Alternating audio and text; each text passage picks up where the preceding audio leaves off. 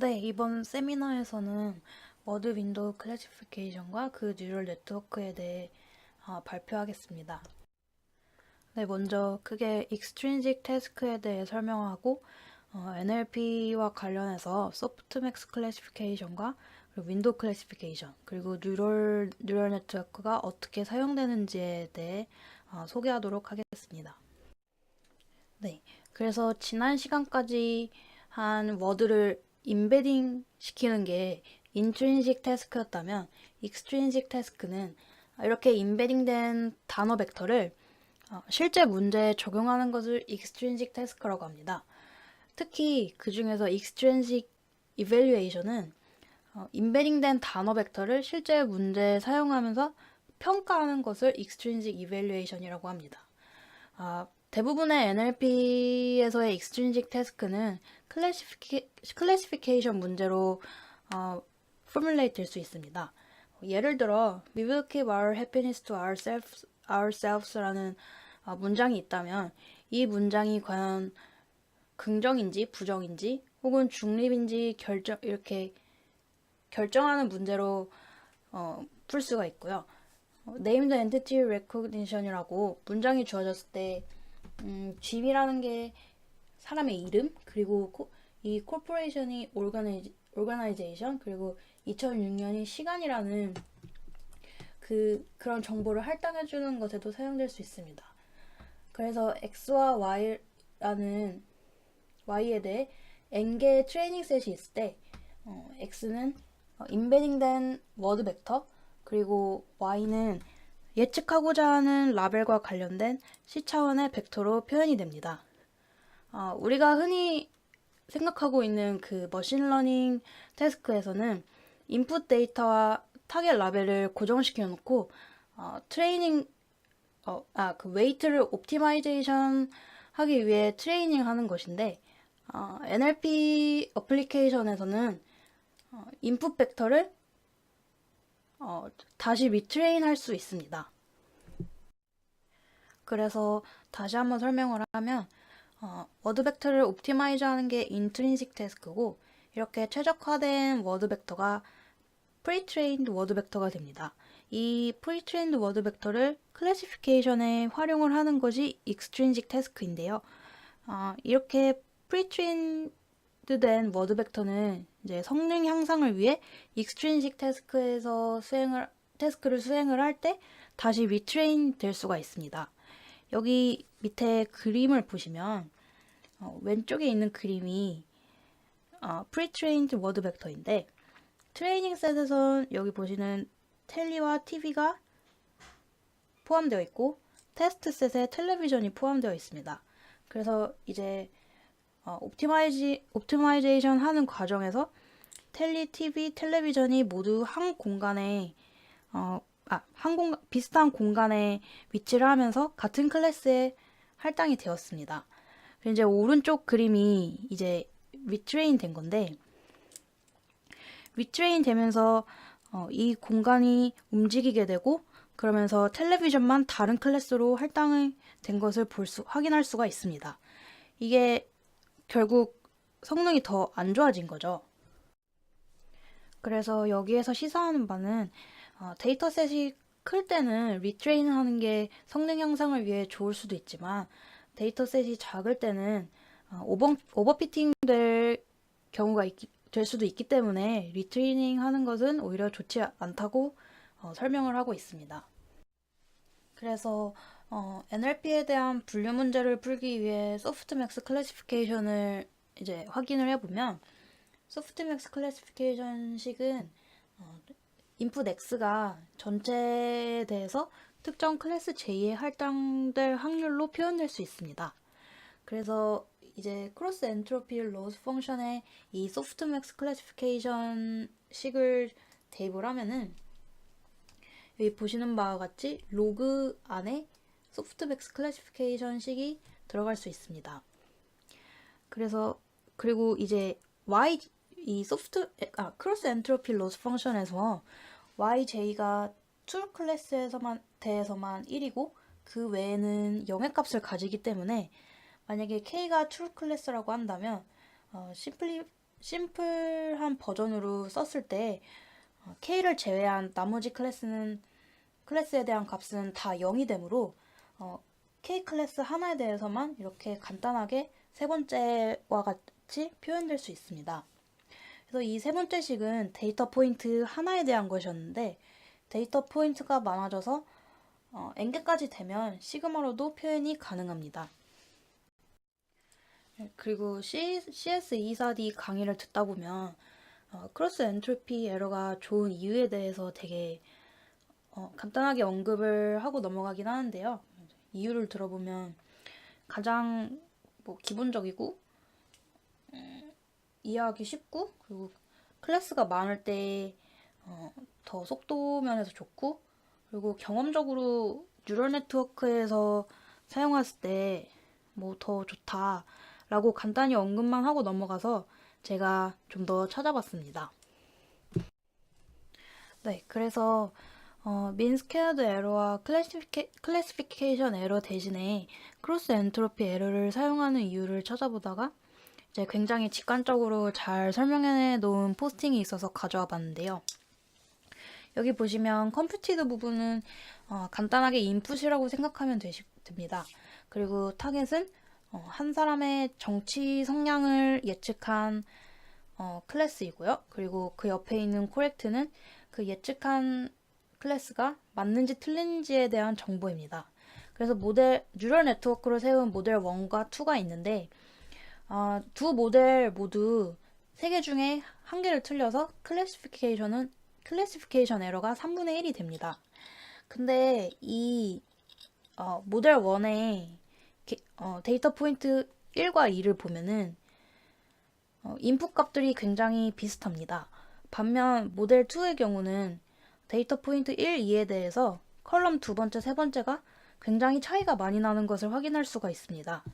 그래서 클래시피케이션 에러의 경우는 예측이 맞고 틀린 거에 대한 정보만 있지 얼마큼 정확히 맞고 틀린 것까지는 잡아내지 못하는 경향이 있습니다.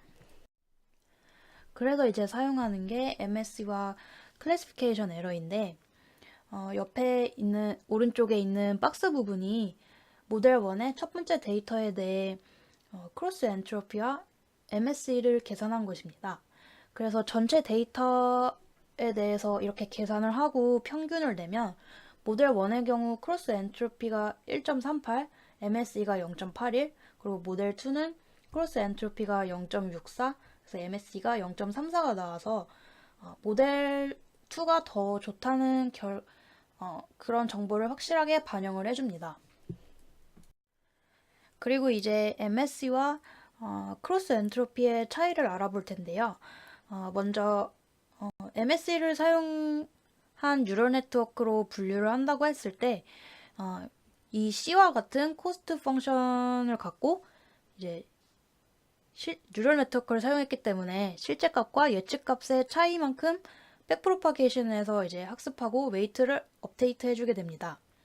근데 이제 각 변수에 대해 편미분해서 백프로파게이션 해주는데 뉴런으로 시그모이드 펑션을 사용했을 경우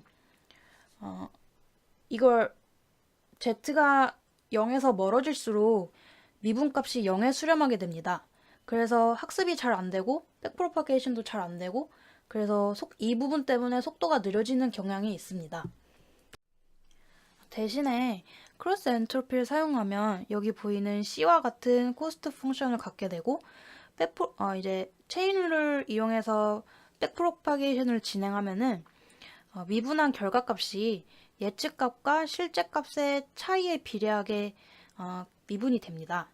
따라서 MSC와 크로스 엔트로피가 성능은 비슷할진 모르겠지만 학습 속도 면에서는 크로스 엔트로피가 훨씬 더 효율적이라고 합니다. 네, 그래서 단어를 시계 차원의 클래스로 할당하기 위해서 여기 오른쪽 상단에 보시면 V개의 단어가 있고 각 단어를 D 차원의 벡터로 표현한 룩업 테이블이 있습니다. 그래서 한 단어 벡터를 C 차원의 클래스 벡터에 할당을 할 때 그 클래스에 연결된 웨이트는 C 곱하기 D기가 됩니다. 그리고 여기에 V개의 단어 개수까지 고려하면 CD 플러스 VD 차원이 되면서 파라미터 수가 굉장히 많아지는데요. 이렇게 파라미터 수가 많아지고 이터레이션 횟수가 증가할수록 트레이닝 에러는 감소하지만 테스트 에러는 증가하는 오버피팅의 문제가 있습니다. 따라서 소프트맥스 클래시피케이션 목적식의 뒷부분에 레귤러라이제이션 텀을 추가하여 최소화하는 방법도 사용되고 있습니다.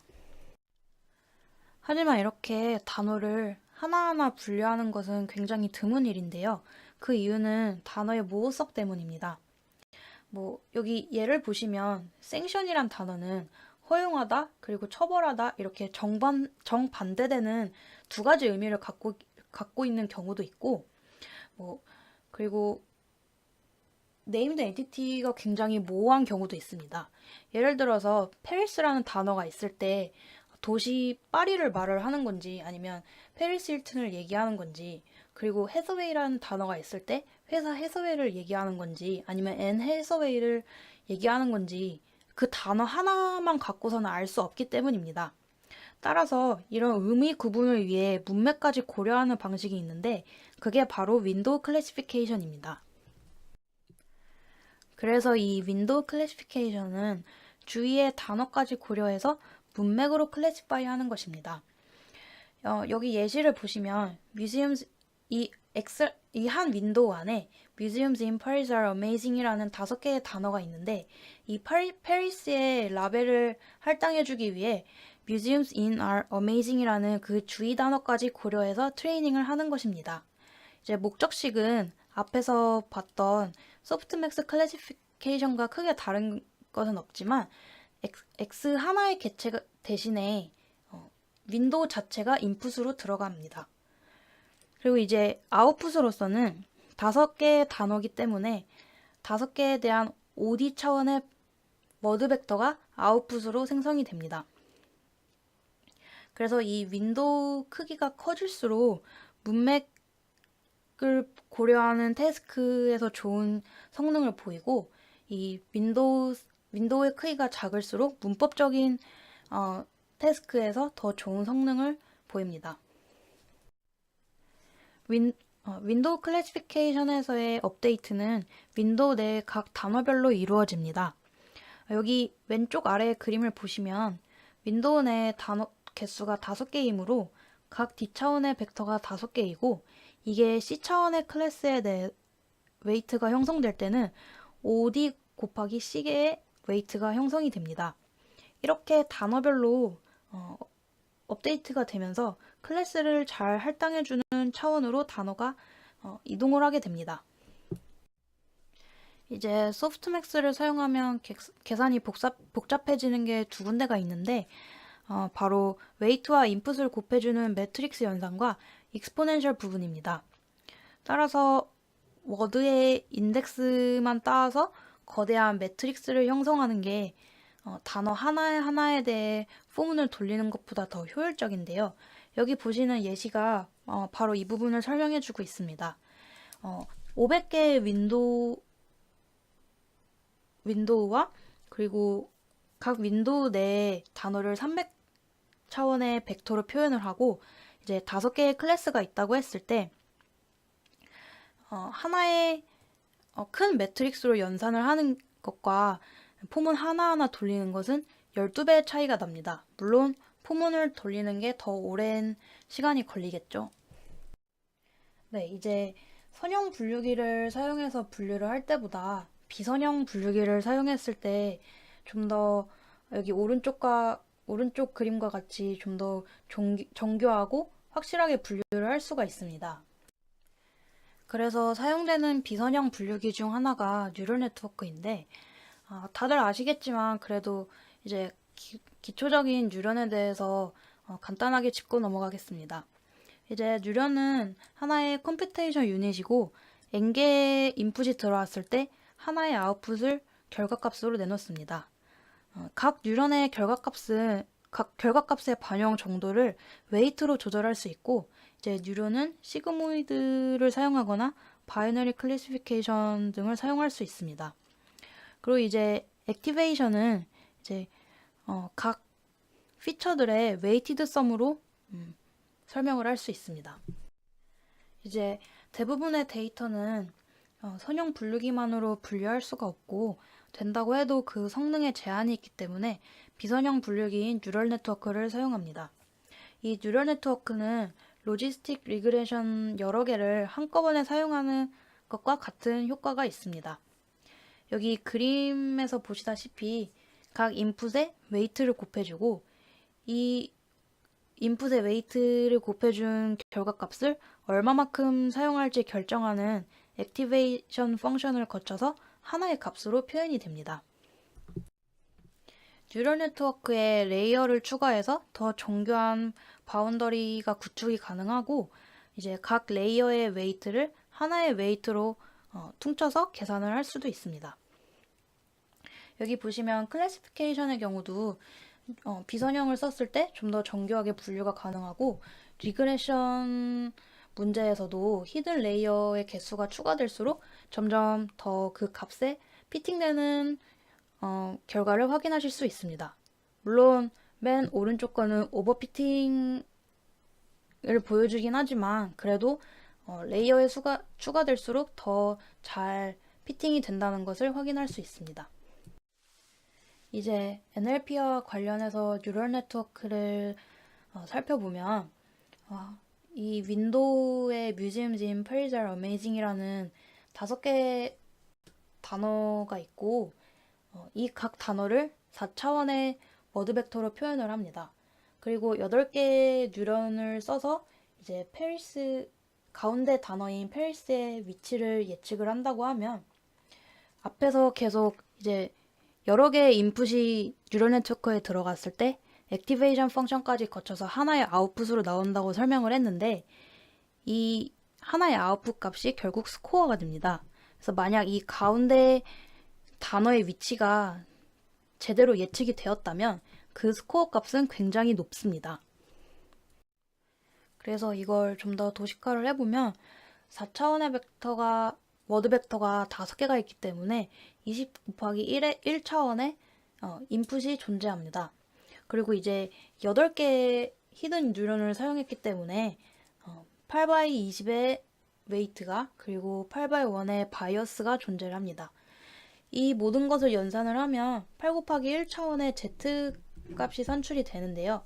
이 z 값을 액티베이션 펑션에 넣은 것이 이 밑에 식에 있는 fz1부터 fz8까지입니다. 그래서 이렇게 액티베이션에 넣고 나온 값을 이제 각 값마다 얼마큼 사용할지에 대한 이 U 매트릭스를 거쳐서 최종 스코어인 S가 나오게 됩니다.